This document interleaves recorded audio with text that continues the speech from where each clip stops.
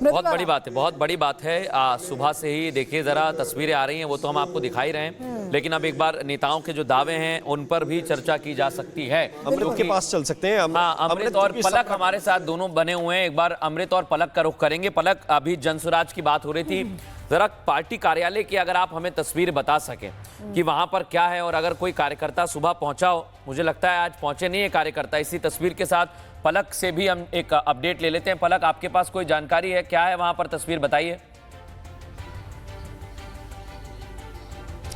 देखिए, अभी तो यहाँ पर गेट जो है वो बंद है, कार्यकर्ता भी नजर नहीं आ रहे हैं और उम्मीद थोड़ी कमी लग रही है क्योंकि लगातार जो हम सोर्सेज से भी बातचीत कर रहे हैं कि यहाँ पर मैं एक बार ये जनसुराज का जो गेट है लॉक्ड वो दिखाते हैं, और कैमरा पर्सन से मैं थोड़ी सी रिक्वेस्ट करूंगी अगर अंदर भी आप दिखाएं तो वहां पर भी आपको सारे गेट्स जो है वो लॉक नजर आएंगे। यहाँ पर सिक्योरिटी गार्ड भी नजर नहीं आ रहा है और बहुत हैरान करने वाली बात है। ठीक है, हार जीत जो है वो लगी रहती है, सिक्योरिटी गार्ड तभी से मुझे लग रहा है बंद करके चले गए जब से ये प्रशांत किशोर ने कहा कि मैं चुनाव ही नहीं लड़ूंगा। जरा पूरे पार्टी ऑफिस में अगर आप देखेंगे तो सन्नाटा है, एक भी कार्यकर्ता, इवन आप देखेंगे सिक्योरिटी गार्ड जो है वो भी यहाँ पर मौजूद नहीं है। हम लगातार यहाँ से लाइव तस्वीरें जो है वो दर्शकों को दिखा रहे हैं, लेकिन कोई यहाँ नजर नहीं आ रहा। लेकिन देखिए, सबसे दिलचस्प बात जो है, इंटरेस्टिंग बात जो है वो ये है कि जब हमने खुद अकेले, मैंने 7 ऐसे जो जिले हैं, डिस्ट्रिक्ट जो है उसको कवर किया, और वहां पर जबरदस्त मोदी लहर जो है वो नजर आ रही थी। सेंट्रल स्कीम्स की भी वहां पर लोग बात कर रहे थे, लेकिन एक भी कोई ऐसा शख्स मुझे नहीं मिला मृदुल जिसने ये बात की हो कि वो प्रशांत किशोर। मृदुल और राम जो ये कह रही हैं पलक की मोदी फैक्टर, इसकी तो चर्चा बहुत विस्तार से करनी होगी, लेकिन जरा खत्म कर लें पहले जनसुराज को लेकर जो हम लोग चर्चा कर रहे हैं। मृदुल, क्या लगता है, आप राम क्या लगता है, क्या इस वजह से पूरा गेम बिगड़ गया कि उन्होंने पहले ही हाथ खड़े कर दिए कि नहीं मैं नहीं लड़ रहा?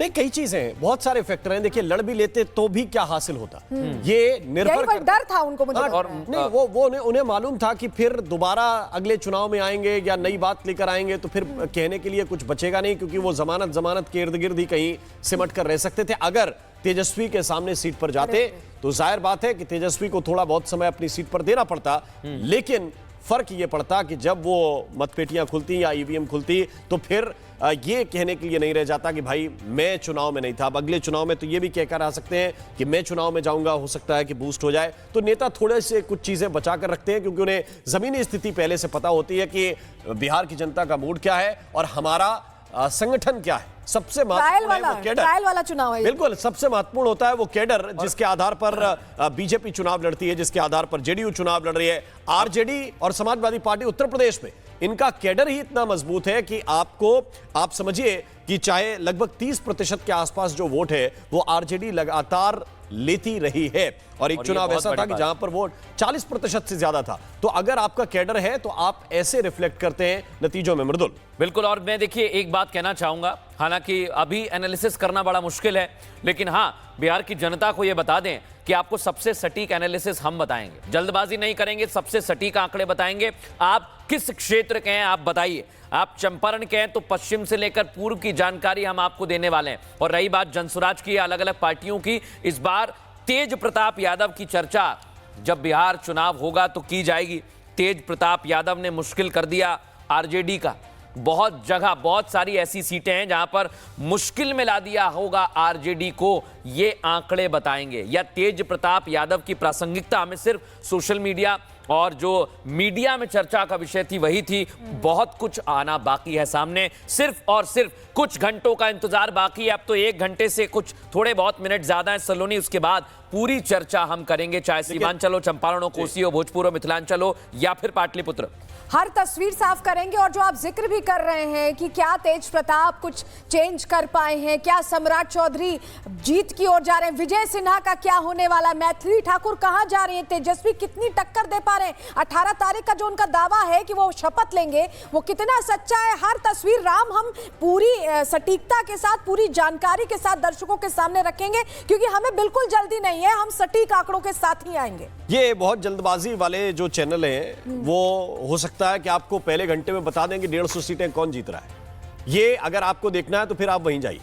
जो अगर सटीक देखना है कि कौन जीत रहा है तो वो हम आपको एक एक करके बताएंगे, थोड़ा इत्मीनान से बताएंगे, क्योंकि आखिरी जो नतीजे आते हैं वो लगभग 12, साढ़े 12 तक रिफ्लेक्ट करते हैं। तो ये 8 बजे जो चैनल आपको 150 सीटें भट से बता देंगे, ये हम नहीं करने वाले। जो भी बताएंगे सही बताएंगे, डंके की चोट पर बताएंगे। एक छोटा सा ब्रेक यहां पर ले रहे हैं। ये बड़ी कवरेज रिपब्लिक भारत पर लगातार जारी है। बहुत बड़ी बात है, बहुत बड़ी बात है। सुबह से ही देखिए, जरा तस्वीरें आ रही हैं, वो तो हम आपको दिखा ही रहे हैं, लेकिन अब एक बार नेताओं के जो दावे हैं उन पर भी चर्चा की जा सकती है। अमृत के पास चल सकते हैं। हाँ, अमृत और पलक हमारे साथ दोनों बने हुए हैं। एक बार अमृत और पलक का रुख करेंगे। पलक, अभी जनसुराज की बात हो रही थी, जरा पार्टी कार्यालय की अगर आप हमें तस्वीर बता सकें कि वहां पर क्या है, और अगर कोई कार्यकर्ता सुबह पहुंचा हो, मुझे लगता है आज पहुंचे नहीं है कार्यकर्ता। इसी तस्वीर के साथ पलक से भी हम एक अपडेट ले लेते हैं। पलक, आपके पास कोई जानकारी है, क्या है वहां पर तस्वीर, बताइए। देखिए, अभी तो यहाँ पर गेट जो है वो बंद है, कार्यकर्ता भी नजर नहीं आ रहे हैं और उम्मीद थोड़ी कमी लग रही है, क्योंकि लगातार जो हम सोर्सेज से भी बातचीत कर रहे हैं कि यहाँ पर मैं एक बार ये जनसुराज का जो गेट है लॉक्ड वो दिखाते हैं, और कैमरा पर्सन से मैं थोड़ी सी रिक्वेस्ट करूंगी अगर अंदर भी आप दिखाएं तो वहां पर भी आपको सारे गेट्स जो है वो लॉक नजर आएंगे। यहाँ पे सिक्योरिटी गार्ड भी नजर नहीं आ रहा है, और बहुत हैरान करने वाली बात है। ठीक है, हार जीत जो है वो लगी रहती है, सिक्योरिटी गार्ड तभी से मुझे लग रहा है बंद करके चले गए जब से ये प्रशांत किशोर ने कहा कि मैं चुनाव ही नहीं लड़ूंगा।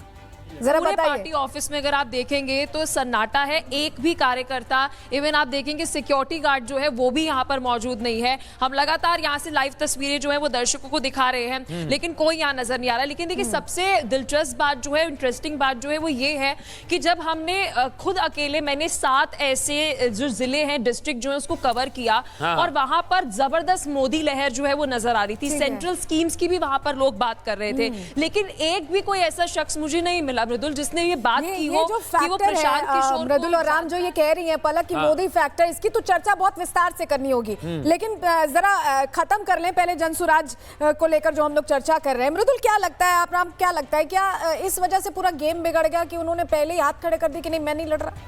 नहीं, कई चीजें हैं, बहुत सारे फैक्टर हैं। देखिए, लड़ भी लेते तो भी क्या हासिल होता, ये निर्भर डर था उनको, मुझे और नहीं, वो उन्हें मालूम था कि फिर दोबारा अगले चुनाव में आएंगे या नई बात लेकर आएंगे तो फिर कहने के लिए कुछ बचेगा नहीं, क्योंकि वो जमानत के इर्द गिर्द ही कहीं सिमट कर रह सकते थे। अगर तेजस्वी के सामने सीट पर जाते तो जाहिर बात है कि तेजस्वी को थोड़ा बहुत समय अपनी सीट पर देना पड़ता, लेकिन फर्क ये पड़ता कि जब वो मतपेटियां खुलती या ईवीएम खुलती तो फिर ये कहने के लिए नहीं रह जाता कि भाई मैं चुनाव में नहीं था। अब अगले चुनाव में तो ये भी कहकर आ सकते हैं कि मैं चुनाव में जाऊंगा, हो सकता है कि बूस्ट हो जाए। तो नेता थोड़े से कुछ चीजें बचा कर रखते हैं, क्योंकि उन्हें जमीनी स्थिति पहले से पता होती है कि बिहार की जनता का मूड क्या है और हमारा संगठन क्या है। सबसे महत्वपूर्ण है वो कैडर। ट्रायल वाला चुनाव है, बिल्कुल सबसे महत्वपूर्ण होता है वो कैडर, जिसके आधार पर बीजेपी चुनाव लड़ती है, जिसके आधार पर जेडीयू चुनाव लड़ रही है। आरजेडी और समाजवादी पार्टी उत्तर प्रदेश में इनका कैडर ही इतना मजबूत है कि आप समझिए कि चाहे लगभग 30% के आसपास जो वोट है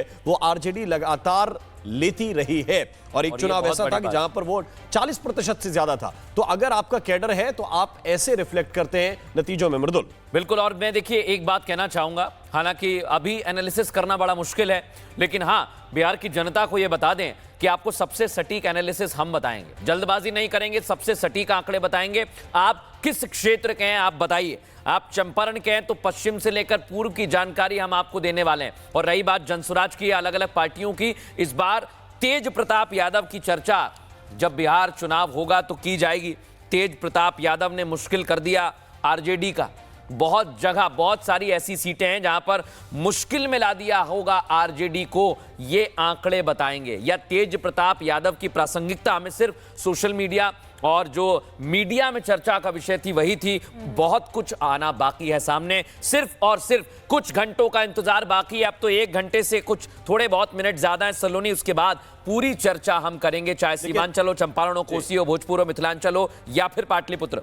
हर तस्वीर साफ करेंगे, और जो आप जिक्र भी कर रहे हैं कि क्या तेज प्रताप कुछ चेंज कर पाए हैं, क्या सम्राट चौधरी जीत की ओर जा रहे हैं, विजय सिन्हा का क्या होने वाला है, मैथिली ठाकुर कहां जा रही है, तेजस्वी कितनी टक्कर दे पा रहे हैं, 18 तारीख का जो उनका दावा है कि वो शपथ लेंगे वो कितना सच्चा है। हर तस्वीर राम हम पूरी सटीकता के साथ, पूरी जानकारी के साथ दर्शकों के सामने रखेंगे, क्योंकि हमें बिल्कुल जल्दी नहीं है, हम सटीक आंकड़ों के साथ ही आएंगे। ये बहुत जल्दबाजी वाले जो चैनल हैं वो हो सकता है कि आपको पहले घंटे में बता देंगे 150 सीटें कौन जीत रहा है।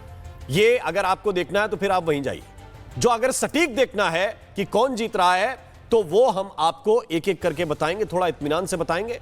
क्योंकि आखिरी जो नतीजे आते हैं वो लगभग 12 साढ़े 12 तक रिफ्लेक्ट करते हैं। तो ये 8 बजे जो चैनल आपको 150 सीटें भट से बता देंगे, ये हम नहीं करने वाले। जो भी बताएंगे सही बताएंगे, डंके की चोट पर बताएंगे। एक छोटा सा ब्रेक यहां पर ले रहे हैं। ये बड़ी कवरेज रिपब्लिक भारत पर लगातार जारी है।